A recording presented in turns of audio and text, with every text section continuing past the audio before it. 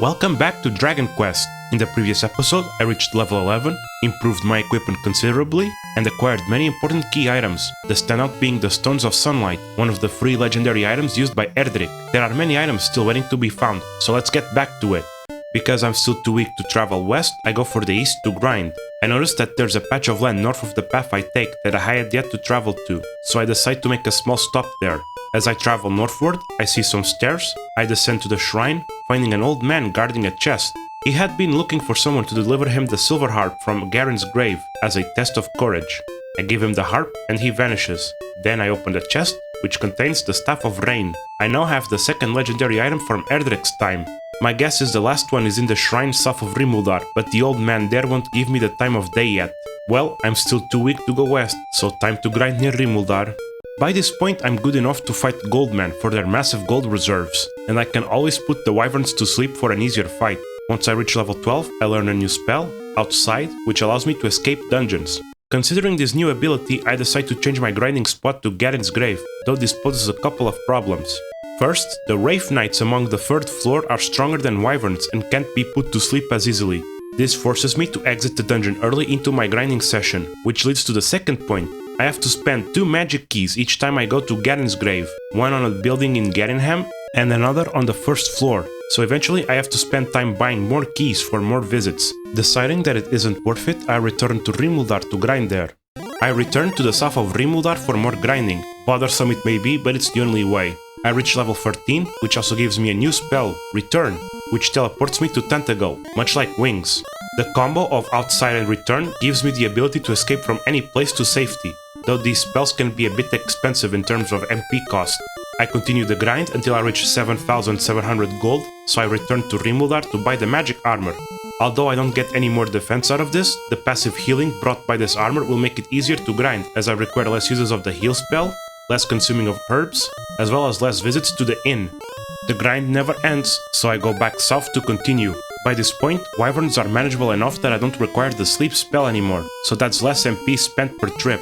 I eventually reach level 14, giving me quite the boost, so I start thinking, maybe by this point I could go to the next town. I go back to Tentacle to make my journey for the west.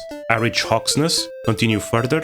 New enemies include rogue scorpions. Much like previous exemplars of this enemy type, they have low HP but high defense, although these ones are quite resistant to sleep as well. Knights, incredibly strong and capable of casting stop spell, while also having some spell resistance of their own. And finally, Demon Knights, super resistant to all magic, as well as being incredibly evasive. These guys are no joke and will ruin your day. As I continue the journey to the east, I encounter more new enemy types. Magi wyverns, strong enemies that can cast sleep but fortunately don't resist stop spell, werewolves, which are incredibly strong enemies, and star wyverns, even stronger enemies that are not only capable of healing themselves with heal more, but are also capable of breathing fire, which unlike the Hurt family of spells isn't resisted by the magic armor. I do commit a bit of a mistake though on my trip. There's actually 2 paths to the next town, and I end up picking the longest one. I go north through a desert canyon maze, which then leads to a small forest, a patch of grassland, then mountains. But worst of all, I reach a massive swamp. New enemies here include the Wizard, a spellcaster that can launch the Hurt More spell, who is also somewhat resistant to stop spell, as well as green dragons, enemies which can breathe fire. I had a bit of a rough time with one of these back in Swamp Cave, who I still haven't defeated by the way, so I've got to remember that one. Anyway, heal and herb spam, as well as the passive healing of the magic armor, allows me to cross the swamp all the way to the other side, reaching a bridge, going north, crossing yet another swamp, thankfully a smaller one this time, and then I did it! I finally reached the next town. Except, oh no, there's a golem blocking the way. The golem might seem like a threatening enemy, stronger than even the random encounters of this area, but he has a massive weakness. The fairy flute I found all the way back in Cole can put him to sleep. I'm also quite lucky that the golem doesn't wake up for the whole fight, so I defeat him rather smoothly. The way to Cantlin is open. I have finally arrived at the town of Cantlin. A guard claims that the Dragon Lord has claws that can pierce iron and fire breath that can melt stone, asking me if I still want to continue my quest. I say yes, being called brave for it. A locked building in the southwest has a merchant that says that his grandfather, Wynn, had a shop on the east side of Hawksness. A guard on the north claims that Wynn himself was the last holder of Erdrick's armor, which has been passed down by many people, while another merchant tells that his grandfather, a friend of Wynn's, told him that Wynn buried something valuable near a tree behind his shop. seems that there might be a reason to actually visit Hawksness. An old man to the south says that Erdrick's sword could cleave steel. The central building can be entered. Having a small garden with an old man that says that someone in this town can teach how to obtain the proof of Erdrick's inheritance. Going south and opening a door, there's damaging magic floor. With healing, I proceed through. The old man there telling me that starting from Tentacle, I should head 70 paces south and 40 paces east.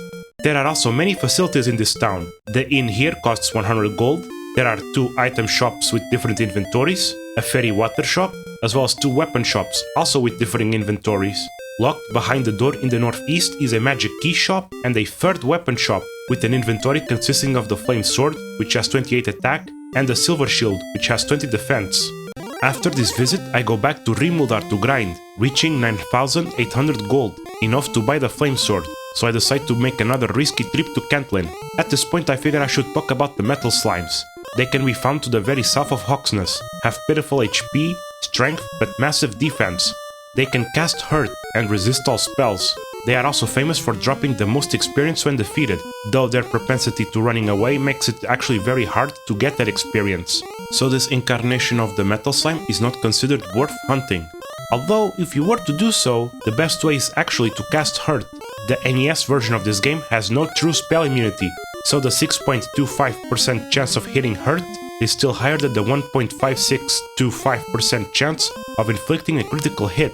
This time I take the southern path through the mountains, which allows me to reach Cantlin faster than the winding path through the swamp. I arrive safely, buy the flame sword and warp away.